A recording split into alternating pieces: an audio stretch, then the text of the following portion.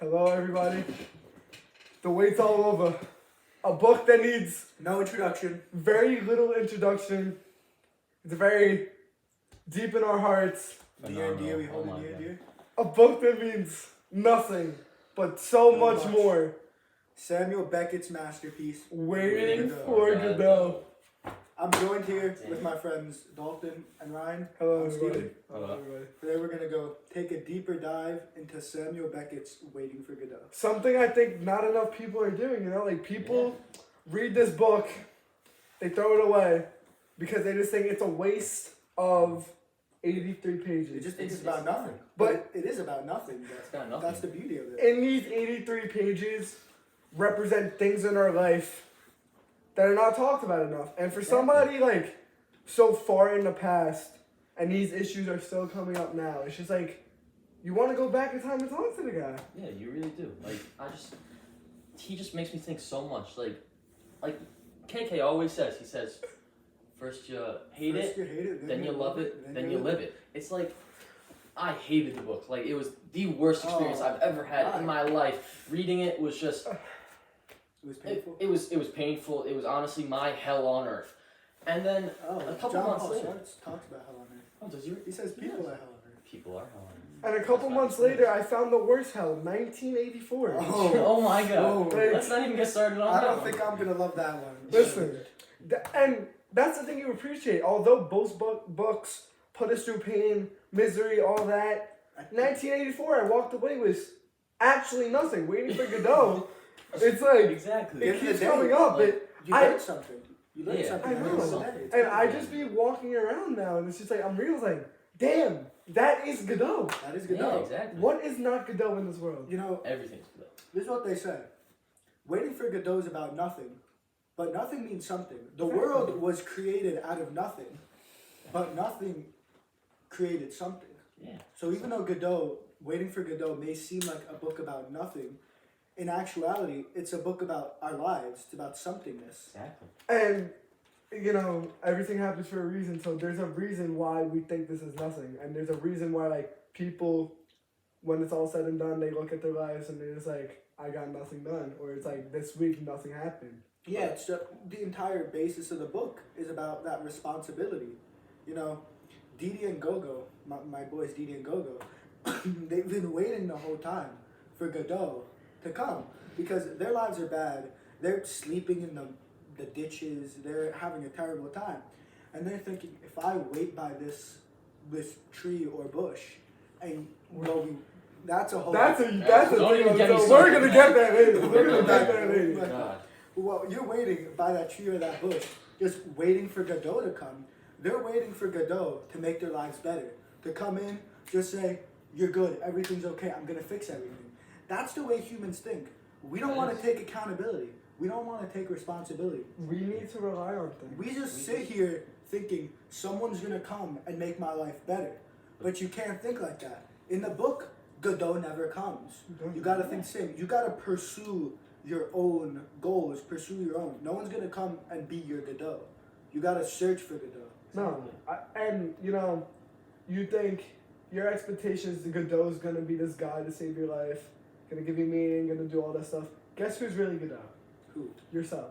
Yeah. You gotta find your Let's inner just Godot. take a second to let that sink in. Just like, Godot is yourself. that's Wow. astonishing. Wow. Could you please elaborate on that more? I just believe that the only person that's gonna save yourself, the only person that's gonna, at the end of the day, make you be like, yes, I am proud of myself for what I did is yourself. Because guess what? Yeah. Although we believe that everybody's just a side character in your own life, it's kind of weird that I view you as my Scottie Pippen, as my sidekick, but in your perspective, I'm your sidekick. Yeah, that's what's... Wow, perspective. Wow. Perspective. Oh my. Woo! There, you can squeeze a lot of lemon out of that juice. See. Like, but, it comes back to what we said before. Is it a tree or a bush? It all comes down to perspective. It really does. In my opinion, I like to see I like to see the bigger parts of life. So I view it as a tree. Because trees are just bigger, they're more full, they're nicer to look at, if I'm being completely honest. in my personal perspective, life is just a big tree. We sprout from the ground and we grow into these bunch of roots and a build. Exactly. Yes. Exactly. But Just grow into these yes. big structures. Yes. And I don't know. I think life is more like a tree than a bush. And let's just say I believed it was a bush, or he believed it's a bush, Yeah. or vice versa. At the end of the day, who the hell cares what I believe? Exactly. We all get caught up in arguing and like thinking that if people think different from you, it's such a bad thing. But like, life still goes on. Life still goes on. It's just a little opinion, and it's just like, man. If you think about it, from the ancient BCs, from Hellenistic philosophy, Roman philosophy, from Chinese, Japanese, all of these different philosophies, it's all just different perspectives on life. It's just saying, is life a tree? Is it a bush? Some people just think it's a plant. Exactly. You know, at the end of the day, life could be whatever you want it to They be. could think it's a rainbow. They could think it's a rainbow. And think about it. All these guys, our whole lives, we got born into this thinking society was a certain way. Who really knows if it's March 4th right now in like 3 o'clock? They just told us that. We have been around that all our lives, and it's just like what we know. And since everybody else believes that, we're following the crowd. Well, Exactly. This is what a lot of It could be 1 o'clock in the morning right now, but like if you go your different paths, you're alone. Yeah. You know, that kind of goes into like Socratic thinking. Mhm. You know, you have to just question the world. You have to question after question after question to try to find the truths.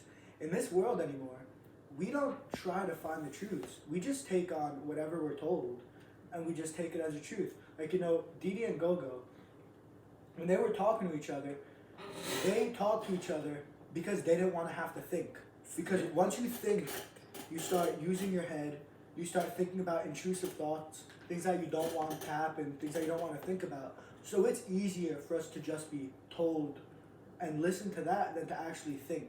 Yeah. Because that's going to bring us into the deeper truths of our mind, which a lot of people don't want to face. Listen, I feel like you have to be like a child your whole life. Like we grow up and stuff, but when you think about like children, and they ask questions, Yeah. they want to know why things are the way they They're are. curious. They're curious. Why do we lose that curiosity? Why do we just accept fates and like whatever else?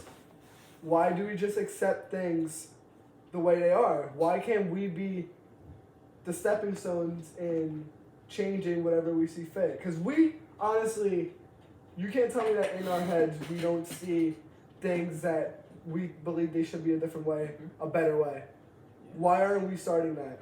I mean, last year, we did do the loss of innocent motif through our English class.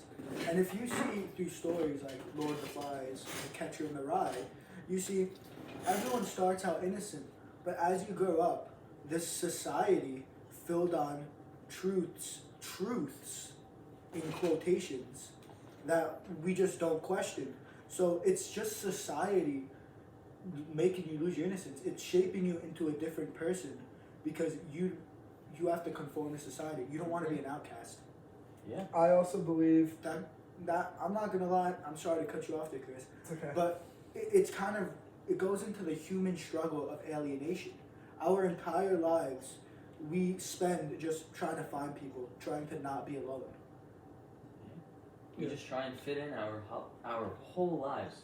We spend every minute of every day doing what we're told we have to do just to fit in with the rest of society. Why can't we just do what we want to do and not worry about other people or what they think? Like, it just doesn't make any sense to me. We fell under like the negative connotation that being alone is bad. Yeah. Even if we think of this in a simpler way, right? For example, winter break Winter break, yes. made me realize that most of my friends are just school friends. Yeah. But it's okay. I was sitting on my ass.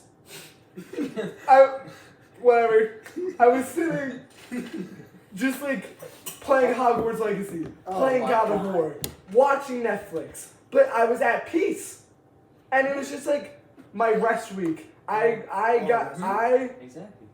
I did not have to deal with any of my responsibilities. I was hiding away from my responsibilities and what I had to get done. It was a moment of weakness. But I feel like we all need that because I was rejuvenated and now I'm ready to get humbled again, but I'll try not to, you know? Yeah, exactly. You know, I had the same kind of thing going on in the summer. Through the summer, I had Regents, I had freshman camp, and that kept me kind of occupied because society keeps you occupied, it keeps you distracted from thinking.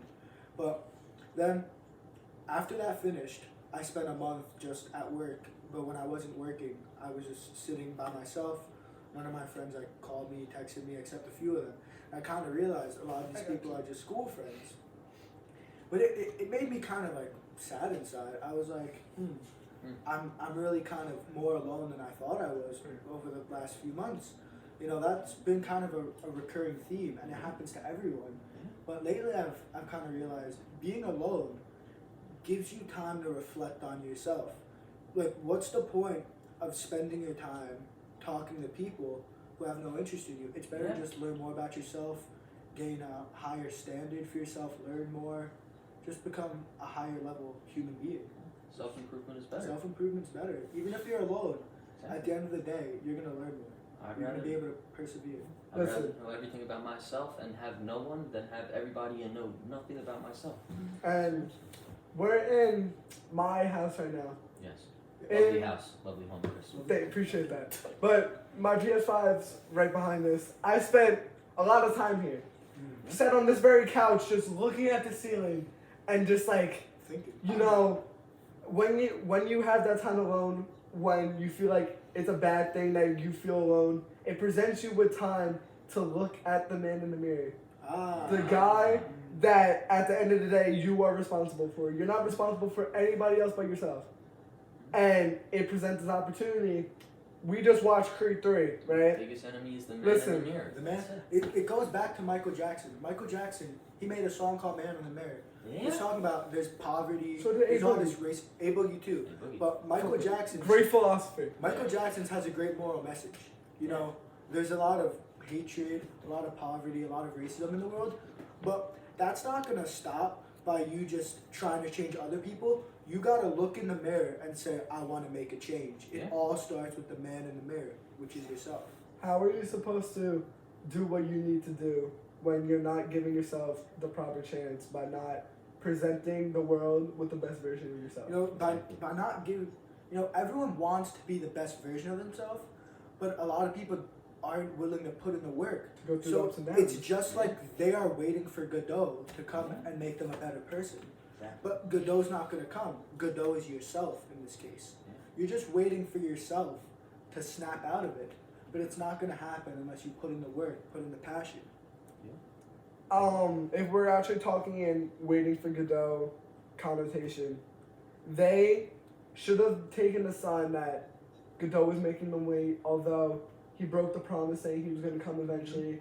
And even if they didn't know what was ahead of them, even if like they went on their own path, which would have been scary, they would have gave themselves a chance to just do something else and wait under a tree or wherever they were. They looked in a boot to find something. They looked everywhere but within themselves to find the right like message that you need to get out of there.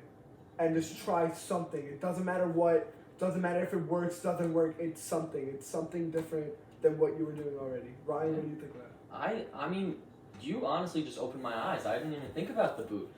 They were looking The in the boot. boot to find The something. boot! They were looking in the boot to find something, but there was nothing. But all they actually had to do was look within and look within themselves and find what their true meaning is in life. I think that's what we should all do. We should just stop looking and, looking outside and start looking inside instead. You know, you caught my attention on that. You mentioned true meaning. Yeah. But I feel like true meaning isn't just something that's there. You know, like existentialists like Jean-Paul Sartre, Friedrich Nietzsche, all of them. Love those guys. Yeah, they're my boys. Greatest. But Great guys. they would argue, as existentialists, through existential philosophy, that you have to create your own meaning. You're not given life with a God-given purpose. You have to go through and give your own meaning to life. So it's like through Gogo and Didi just sitting under that tree waiting for Godot, through you just sitting here around, is the hope you have waiting for someone else enough to give your life meaning? Because meaning is whatever you make of it. So if you're doing nothing and you think your life is meaningful, then your life is meaningful. Because again, who's gonna tell you not? If you genuinely believe something, I do not give. Thank God. Okay. I do not care who tells you otherwise. Why does it matter? Because this is remind me of something. My girl Maud. Oh, Maud. My girl Maud. Harold and Maud. Great movie. Great movie. That one quote she said. I wrote my essay about it. Things go away, so don't get used to them. That's true. Listen, That's very true. Your goals, it could lead to a materialistic thing, but when that goes away, who are you? Yeah, I like that. I feel like that relates to society too, because everything now is just so materialistic, and it just kind of makes you think, when you die and you don't have these materials anymore, what was your meaning? What are you going to be known as? What are you bringing that is bigger than yourself? What are you bringing to the earth? What are you doing to make this world a better place? I feel like we should always be putting our efforts into things that are bigger than us, that can last longer than us. Because when you look at it as a simple thing, we are just Rats. Rats. We are just. Hold on. That's. Sorry, I feel like Slow down. when you look at the Earth, we all live on a floating rock, We do. and we are just at most 100-year rentals on this rock. That reminds me. We're on the clock, ladies and gentlemen. We are on the clock. Aristotle, the great Greek philosopher, he argued that through a lot of things like having kids, writing books, creating music, all of this is an innate human desire to want to last. Humans, we are scared of dying. We are scared of being forgotten. So we don't want to be forgotten. We want to create something that will be long-lasting, life-changing for others. That will last throughout the world. It's going to impact. The only thing promised in life is death. Everybody, as dark as that sounds, It's true. It's true. Yeah. I have not seen an immortal person yet. But it's at the end of the day, I feel like it matters more if you're content with yourself than if others are content with you. Because even if you succeed in the goal that they remember you, guess what? They're gonna die too. So does it really remember that they remembered you? No. I don't think so. Me and Dolphin, we do track, and it kind of made me think about, you have people who are going to win a race, people who are going to lose a race, and the people in the middle. And you have the guy in last place who is going to be content with himself, even though he got last, just because he got a personal record. And you have the guy in the front who won, but he's going to be discontent because he didn't break a record. So when you think about who has more meaning, the guy in the back is content. He's found the meaning. He's pursuing Godot. The guy in the front is just living. He's not content with himself. He's still waiting. So it makes you think. Society ingrains you to say, I want to be better than this person. I want to be better than this person. But at the end of the day, the only way to be the best person you could possibly be is someone who's content with himself. Someone who's proud of what they've done, even if you're not as good as other people. When you look at it, no matter what place you are in said race, doesn't only have to be about track. They're all gonna have to go to school on Monday, practice Monday, get ready for the next race, and why are you just hung up on yourself for not getting first or not PRing when again you're gonna have more opportunities to do what you intend to do. And even if you hit it, right? Let's say we've all had a goal that we achieved. We think confetti's gonna fall from the sky. People are gonna praise us. It's not. And it's just it doesn't happen. You're happy for what? Never. 5 seconds, and then what? Next goal. Exactly. Maybe that's gonna make confetti fall from the sky. It goes back to what Ryan said about rats. Life, whether you're a fast rat, whether you're a slow rat, it's just a rat race. We're all just trying to be better than each other. The faster rats, they might get an extra piece of cheese or a piece of peanut butter. But at the end of the day, it doesn't matter. That rat's going to die. Yeah, exactly. You're going to have the fast rats that get the bigger piece of the cheese or whatever. But they're looking at somebody else and saying, wow, that guy has more than me. But what about that small rat that got that little slim thing of cheese? But he was like, last time I didn't get the opportunity to get this. Exactly. I'm happy that I got the chance to get this. And I'm thanking God whoever you believe in, rat god, whatever. I'm thanking him for giving me this small piece of cheese. Yeah. You know, it reminds me of that, that video we watched in English class about the happiness. Oh. It was very deep. It was deep very video. deep. KK, give me 100. I recommend watching that. Yeah. You know, it's just called Happiness. It's an animated film about rats. It's a few minutes, but it's very deep. It puts kind of humans into the perspective of rats. And every day we're running, trying to get to our jobs, stuck in traffic, going through the subway, and because society ingrains you to be a worker, it doesn't ingrain you to try to be happy, content with yourself. Yeah. It ingrains you to try to fulfill other people's purposes, Yeah. not yourselves. So a lot of people, they try to find their happiness through simple, fast pleasure, such as like drugs, alcohol. But through that video, it kind of shows you're not gonna find your happiness through these drugs, this alcohol. Like, it just doesn't happen. And even at the end of the day, the end of the video leaves with him the rat chasing a $100 bill to work, to be stuck, and then he gets stuck at the desk working for somebody else. He's fulfilling someone else's dream Big instead Brother. of someone else's. That goes to Big Brother in George Orwell, 1984. Listen, Well, like, you go. Ryan. No. Please. Right. Okay. Ryan, please, Okay, so, please. I would love to hear this. I was thinking about it, and you were saying about like the alcohol, and that reminded me of addiction. Addiction? But in reality, the biggest addiction is money. I think Money's a great. the root of all evil in our world, if I'm being completely honest. I mean, money is good, but we chase our whole life, we go around our whole lives trying to make money. That's what we have to do. But in reality, what we need is experience instead of these materialistic objects that'll just like eventually fade out. People don't bring their bank accounts to eternal life. Yeah, It exactly. doesn't matter whether you're a poor person or Bill Gates. They're both gonna come to the eternal life door. They're gonna get checked or whatever, and it's gonna be like, Bill Gates is gonna be like, yeah, I made a lot of money, sure. Who cares? Exactly. And the poor person might be like, yeah, I made an impact on my family. I sacrificed a lot for them. They're gonna continue, and it's like, Who has more meanings? I feel Is like it the a tree poor- or a Yeah. bush? It doesn't matter how much money you make. It matters on what you do with that No. money and like how you use it. I wrote my essay on this on Friday Yes. about the problem with money is that since society is based on money, as I said previously about how everyone wants to not feel alone, Yes. the struggle of alienation. You conform to society, you get this 9-to-5 job, you just work to get money, and it's repetitive. It's Yes. repetitive.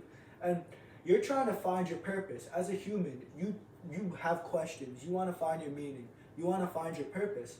But through this repetition, you just lose your passion, you lose your purpose. Just because you're trying to find money so that you can conform to societal standards. Yeah. a common debatable question is, does money buy happiness? Does No. money Let's buy- talk about this. I don't think it buys happiness. No. Personally, I'd rather have experience than money, because I guess in that,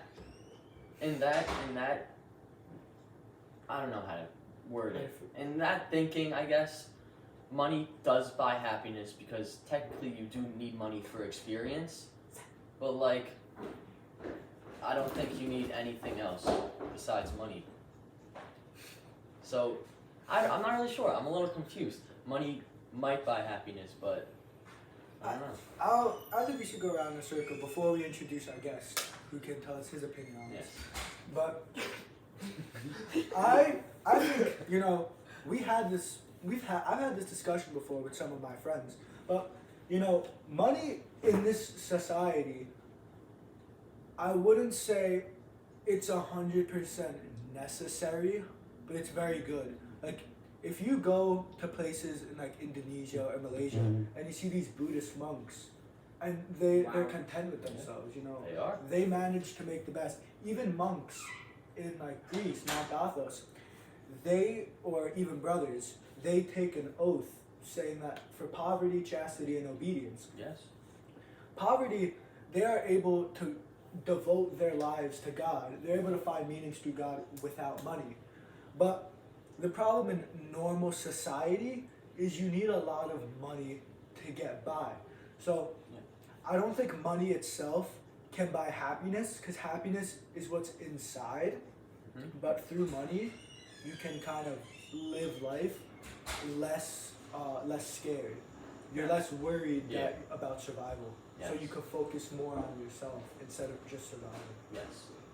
My point of view on this is, in a way, yes, money buys happiness. Two ways for this. Having money, since we live in a society where that matters so much, we can't control that. It is what it is. Oh, it is what it is. That's the last segment. It is what it is. Okay. I feel like it takes some burdens off of you. You know, you can live a steady life. You're not worrying about losing everything, your home. You're able to provide for your family, set them up for a good future. But also, money, just like every other materialistic thing, is just a tool for you. It's just a tool. It's just a tool. Yeah, This is what everyone has to say about it. It's a tool that if you use it properly, it can help you develop further and make better what truly makes you passionate. If I love charity, I make the biggest charity organization in the world, make everybody's lives better. That will make me happy, and money's helping me make a bigger way out of it.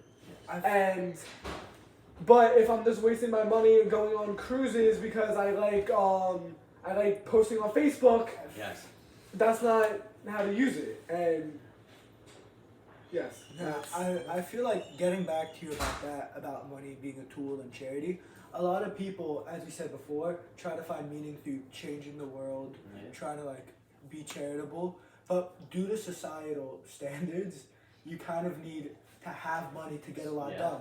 So if you want to make a big change in the world, I feel like you need to have money. Like little changes, like making someone's day, doing something for someone, you know, that's all like meaningful, like good faith work. But in order to make a big change in the world, I feel like you need to either have a big platform, like on social media, or a lot of money to be able to do stuff. And that's why some people that do all that stuff, like charity and all that stuff, some of them do it just so they look good. Just so they like. I hate those people. Influencers. Yes, and it's like, but the people that genuinely care about it and don't have the as big platform, but they're still doing the little things that maybe they're not getting praise for, but they don't need praise if that's making them happy. And I mean, it's just. You know, I think this is a great time to introduce our guest. Sebastian Sanchez. Sanchez. Welcome. Welcome to the show. Welcome to the show. Good to see you. How you doing, man? So, we're gonna ask you our question of the day. Does money buy happiness? I don't think money buys happiness at all. You know, you see a bunch of, actually some homeless people are not homeless because they don't have any money. Some people just don't like the way of how everybody lives with money. I've been to some homeless shelters before. I've talked to some people, and some people are homeless because of the mistakes they've done in their life, but some people want to be in the situation that they're in because they see what people with money have, and they're like, it's the same thing what I have right now, because you can have a bunch of money and you can't have a family and you're all alone. Then what's the point of having all that money if you can't spend it with others, if you can't be with others, if you don't have like a family, people to help with your success? Could be a curse. Exactly. Like you can have all that money, but like what's having all that money if you can't share it with everybody? Just on that point, I think I'd like to come up with a point where I believe that the more money you make, the more greedy you get. Because like, I don't know, I just feel like if I had a lot of money, more money, and we were talking about goals before and how we strive for one goal after another, I just want to keep making more and more and more. And it's just the human nature of us to be greedy and search for more meaning in life, even though that's the wrong place to search for it. You know, Thomas Hobbes, he was a pre-Enlightenment philosopher. He wrote a book called The Leviathan. He said that he believes that humans are inherently like greedy, like barbaric, and That's why he agreed with like communist authoritarian forms of government. And even Adam Smith, he's the father of capitalism. He wrote The Wealth of Nations, and he agreed that the reason capitalism works is because of human greed. Because everyone's always going to be in their best interest for themselves. So let's say consumers, they want to get stuff at a low price, but like producers want to sell stuff at a high price. So they got to meet in the middle, which is good for the economy because both people are greedy. Tying back to the whole "does money buy happiness" segment, and we said, I would say what the consensus is that like, at the end of the day, it's a tool. Some people use it right, some people don't. If you don't use it right, I wouldn't say it buys happiness. But tying it back, I would say that pursuing what makes you happy, that's truly what we should be trying to obtain. And you won't get the opportunity to do that if you're falling under the trap of people need to provide you happiness, people tell you what makes you happy, and if we just sit under a tree our whole lives, we're not going to get to experience that. And that's where Godot ties in. I feel like you mentioned it earlier, but I feel like a big thing about like Godot searching for meaning, all that is just it is what it is. It is what it is. It is what it is. You gotta make the best out of whatever option you have. People are gonna be born disadvantaged from other people in the world. Some people are gonna be born rich, some poor, some disabled, some just any reason why in the world some people might have an advantage over. But you can't use that as an excuse to not try to find your purpose, or try to go through your meaning. You gotta just say it is what it is and push through. Are you gonna waste your time comparing yourself to other people and wondering why they have this and why don't I have that? Because at the end of the day, people can be looking at you and saying, "Wow, I wish I had what he had." People look up to you. You're not appreciating what you have because at the end of the day, you're lucky that you have something. You're lucky that you have something because there's people that they don't have anything, and it's just. Listen, I just wanted to thank you guys for coming out. It's a very nice combo, very life changing. It's been a pleasure having you on the show. Thank you so much. You're welcome. See you. Thank you, everybody. Thank you, everybody. No, it's been great.